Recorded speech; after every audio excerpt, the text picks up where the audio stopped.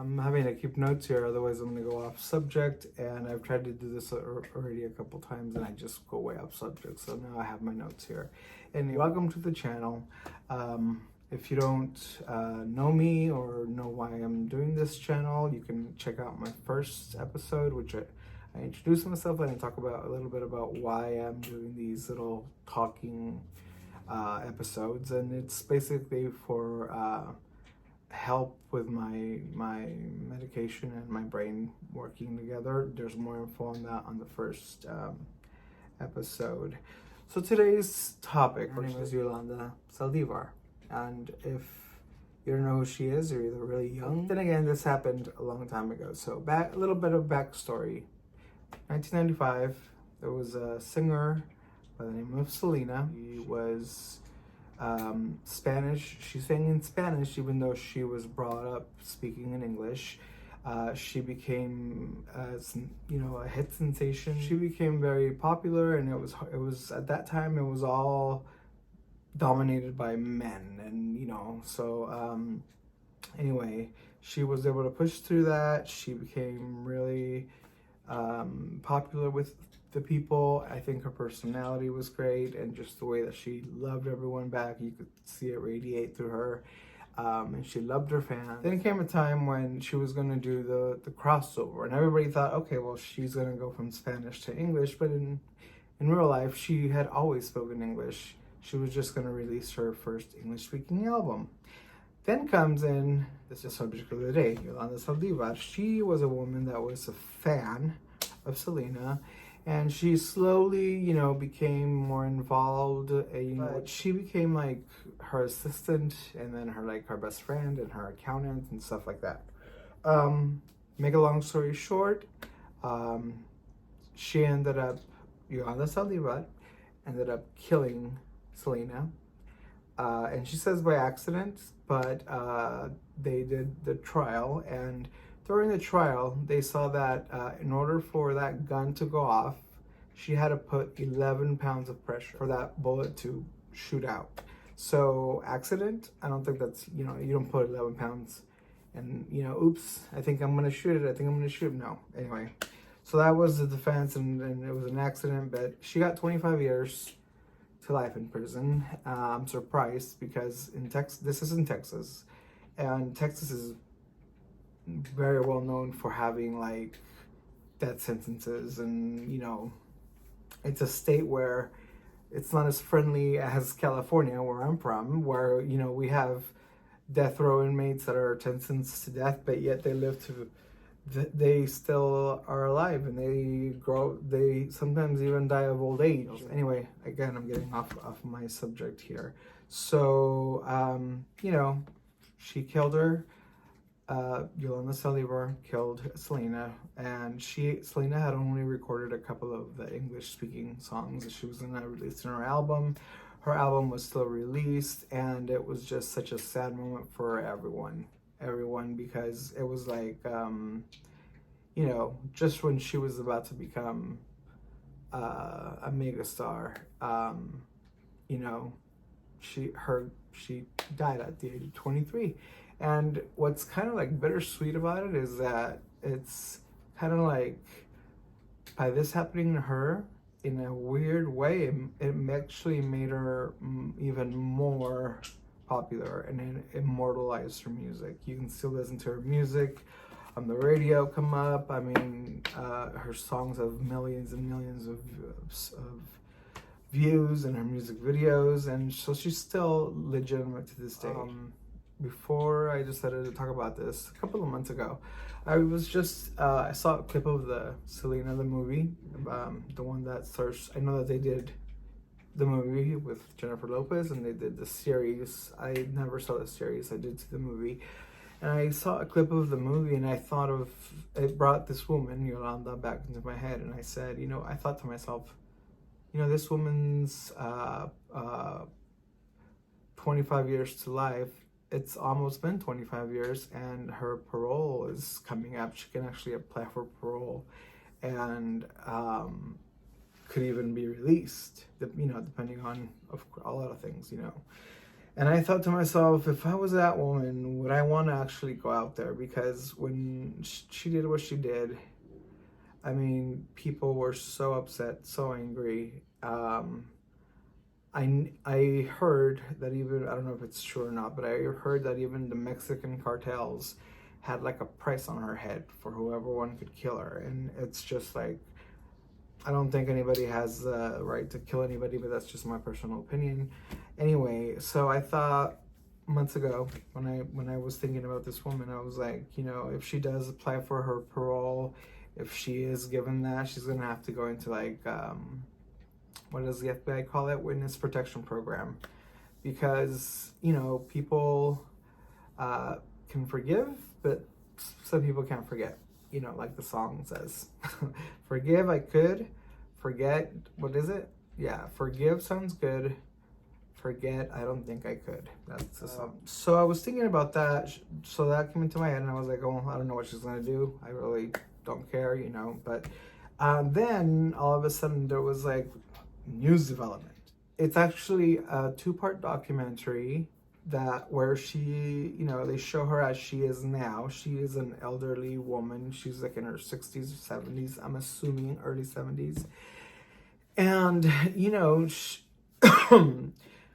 she's like, oh, I think it's time people know the truth. And I think it's time people know you know, the secrets that Selena had. And I'm like, you're really going to do this right now? I'm like, when you're about to be able to go on parole, I would have been the most quiet because I don't want to attract any attention to myself personally if I was her.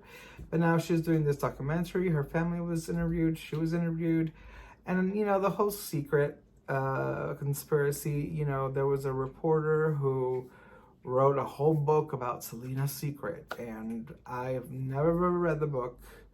It became a bestseller from what I hear. And then I think on the 20th anniversary of Selena's death, or the 15th, that reporter republished or resold the book. I don't know what's the right wording for that, but anyway, and I don't know what the book says. I don't know what the big secret is. What's important is that Yolanda Saldivar took a gun, put 11 pounds of pressure on that trigger, and it killed Selena. And you know, there's a lot of questions that I have. It's not about Selena's secret or anything. It's about all these what ifs, because there's so many artists in the singing artists in the music industry, in the Spanish music industry, who have tried to do the jump from Spanish to English. They've tried to do the jump to, you know, mainstream English pop or whatever else they do. You know, we have the big what if Selena hadn't gotten murdered in cold blood by that woman? Would she have succeeded? I think she would have. But then again, there's been other artists that have made the jump, and unfortunately they have failed. One of the artists that comes to mind when I think about her jumping to the English mainstream and then flopping is Thalia. Thalia is a Mexican singer. She is beautiful. She has a beautiful voice. I think she's loved both for her music and for her acting. And you know, soap operas, Mexican soap operas are like everything, or they were everything back in the day. You know that Thalia was very popular. She made the jump. She had like a lukewarm hit, and I think it was a duet with Fat Joe, if I'm not mistaken.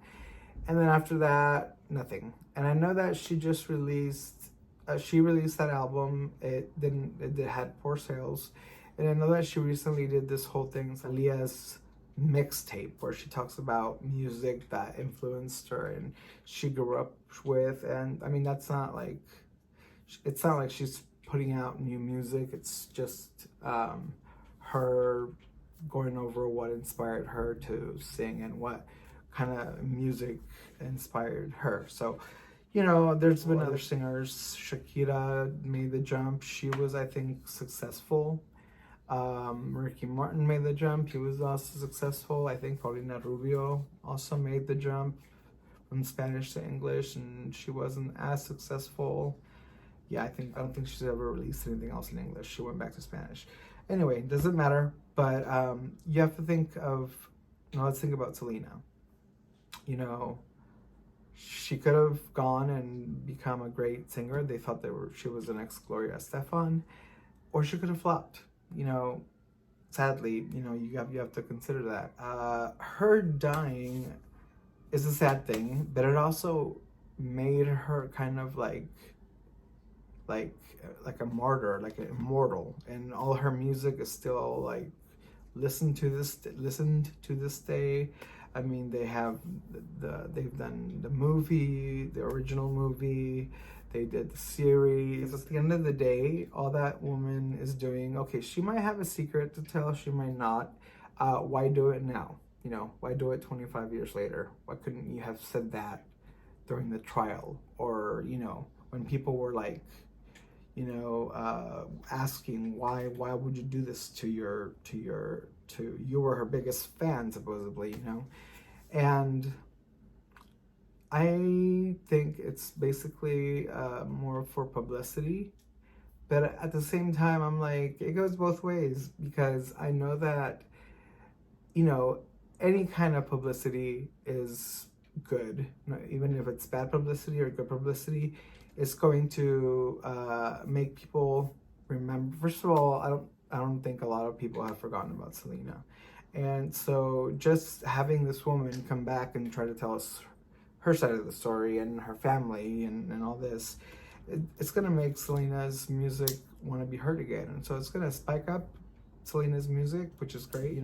If I had Yolanda in front of me, it'd be like, by doing this, you're actually making you're bringing Selena back into the mainstream, and you're actually also putting your life in danger, lady. We all have secrets. I loved her music. I really didn't know about much about Selena when she died, because I was young. I was like 6 or 7. But then later on, the movie came out, and I in high school I started to listen to her, and then her English album was going to be great, and it's got those beautiful songs, Dreaming of You, I Could Fall in Love, and sadly those are like romantic ballads, but in the end they became like the sad songs because they're featured in the movie, and it's so heartbreaking to watch. I mean, I know that I'm watching a movie, but I can only imagine in real life how they must have reacted when they were like, sorry, we lost her. And I think she was pronounced at like around 1:10 p.m. that day. So I'd like to hear your opinion on this. Do you think Yolanda Saldivar is trying to get herself killed? Do you think she is trying to get just publicity? Do you think she's gonna even apply for parole? I don't know. Would you want to attract that kind of attention and put the spotlight on you again? Because to me, basically what she's doing is she is basically ripping open the wound that is slowly healing. It hasn't healed yet because people are still hurt to this day, and what you're basically doing is you're cutting through all that scar tissue and you're reopening the wound. So I really don't really care for what she has to say or what the secret is. I'm like, at the end of the day, you silenced a voice that was on the rise, a beautiful voice, a beautiful person who was only 23 years old. That woman, Yolanda Saldivar, became like one of the most hated people on earth. I remember during that time. I have a special edition of People magazine, like hardcover book, where it says "Gone Too Soon" and it has pictures of celebrities that have died too soon. I think Princess Diana is in the cover. I have John F. Kennedy Jr. and of course Selena is on the cover as well.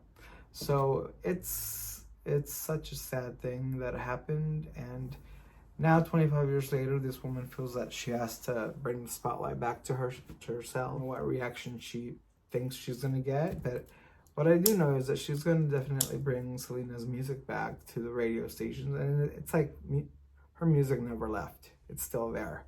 But it's gonna spike up her music just the same way, you know, when we just had the Super Bowl, and what all these artists, the ones that perform at the Super Bowl, they don't get paid a cent. They get paid zero amount of money, but their music sales, digital sales spike, go through the roof.